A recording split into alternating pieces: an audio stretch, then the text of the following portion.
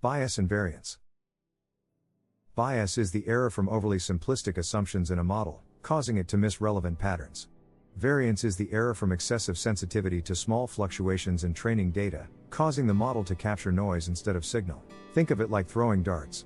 High bias means your throws consistently miss the target in the same direction, like always throwing too far left. High variance means your throws are scattered all over the board, sometimes close but inconsistent. A good model balances both, hitting near the bullseye consistently. Consider predicting house prices. A linear model assuming price only depends on square footage has high bias because it ignores location, age, and amenities. A complex model memorizing every training example has high variance because it performs poorly on new houses.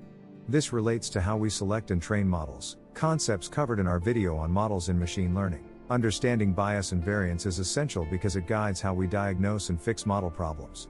High bias means underfitting, requiring more complex models or better features. High variance means overfitting, requiring more training data or regularization. This trade-off is central to building models that generalize well to unseen data. Bias and variance.